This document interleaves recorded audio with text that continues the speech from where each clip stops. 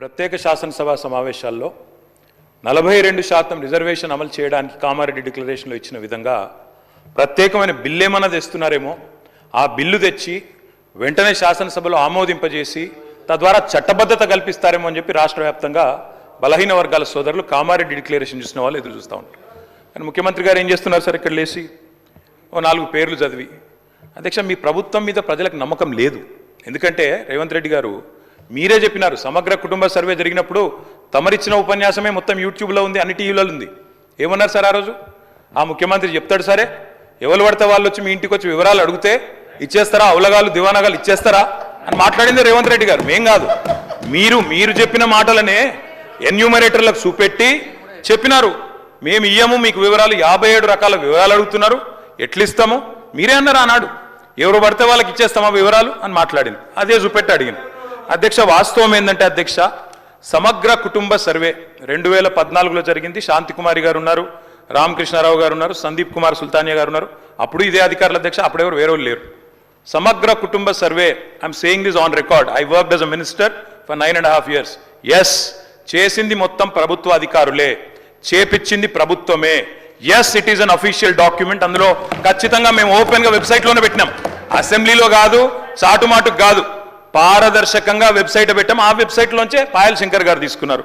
ఏముంది అధ్యక్ష సమగ్ర, ఒక మాట మీ చేతిలో కూడా అదే ఉంది. ఏముంది అధ్యక్ష అందులో డేటా?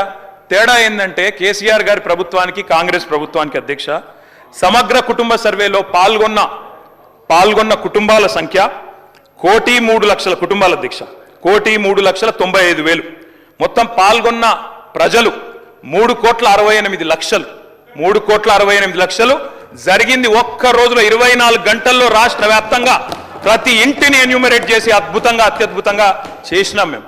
చేసిన తర్వాత ముఖ్యమంత్రి గారు నిజంగా ఎంత మిస్లీడింగ్గా మాట్లాడుతున్నారంటే అధ్యక్ష, వారు అంటారు, అధ్యక్ష ఇంతకు మించిన టాపిక్ లేదు అధ్యక్ష, వారు అడిగిన ప్రశ్నకు తప్పకుండా మా ప్రభుత్వం గతంలో చేసిన పని గురించి వారు అనుమానాలు తలెత్తే విధంగా ఏదైతే మాట్లాడినారో దాని గురించి చెప్పాలి అధ్యక్ష. వారు అంటారు అధ్యక్ష బీసీల సంఖ్య అందులో ఎంత అని. ఎస్, ఆనాడు బీసీల సంఖ్య సమగ్ర కుటుంబ సర్వే ప్రకారం 1,85,61,856, 51%. 51% బీసీలు ప్లస్ అది కాకుండా ముస్లిం సామాజిక వర్గంలో ఉండే బీసీలను కూడా కలుపుకుంటే 10%. మొత్తం ఆనాడు సమగ్ర కుటుంబ సర్వే ప్రకారం రాష్ట్రంలో బీసీల సంఖ్య 61%. ఈరోజు రాష్ట్ర వ్యాప్తంగా మేము మాట్లాడడం కాదు అధ్యక్ష, ఇక్కడ మా శ్రీనివాస్ యాదవ్ గారు కరెక్ట్గా చెప్పినారు.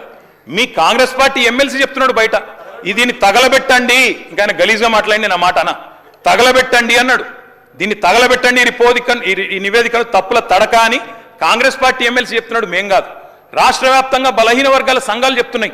ఏమని చెప్తున్నాయి అధ్యక్ష? సమగ్ర కుటుంబ సర్వేలో 1,85,61,000 ఉన్న బీసీలు ఎట్లా 1,64,00,000 తగ్గినరు, 51% 46% ఎట్లయిందని అడుగుతున్నారు. శంకరన్న కూడా అదే అడిగింది కదా అధ్యక్ష, తప్పేం అడిగిండు? ఇక్కడ శంకరన్న ఒక్కడే అడుగుతలేడు అధ్యక్ష, బయట మీ కాంగ్రెస్ పార్టీ ఎమ్మెల్సీ మాట్లాడుతున్నాడు, మీరిచ్చిన స్టేట్మెంట్ను, మీరిచ్చిన నివేదికను తగలబెట్టమని చెప్పిండు అధ్యక్ష, మామూలు కాదు. ఇంకొక మాట అధ్యక్ష, మేము అనుకున్నాం అధ్యక్ష శాసనసభ సమావేశం ప్రత్యేకంగా పెడితే, ఇవాళ ఏం చెప్పినారు మీరు కొత్తగా? మీరు చెప్పింది ఈరోజు చెప్పింది, మొన్న ఉత్తమ్ కుమార్ రెడ్డి బయట ప్రెస్లే చెప్పిండ్రు. ఆయన ఉత్తమ్ కుమార్ రెడ్డి గారు సబ్ కమిటీ చైర్మన్గా ప్రెస్ మీట్లో ఇవాళ మీరు చెప్పిన లెక్కలని మొన్ననే చెప్పిండ్రు. ఎందుకు పెట్టిండ్రు మీరు ఇవాళ? మేమేమనుకున్నాం, 42% రిజర్వేషన్ ఇవ్వడానికి చట్టబద్ధత కల్పిస్తూ బిల్లు తెస్తారనుకున్నాం. లేదా మీరు చెప్పినట్టు 56% బీసీలు ఉంటే ఆ 56% బీసీలకు బీసీ సప్లాన్ తెస్తారేమో అనుకున్నాం. ఏమీ లేకుండా ఇవాళ వచ్చి ఒక స్టేట్మెంట్ ఇక్కడ పెట్టి ఏదో సాధించిన చరిత్ర అంటే అధ్యక్ష 5% బీసీ జనాభా. అధ్యక్ష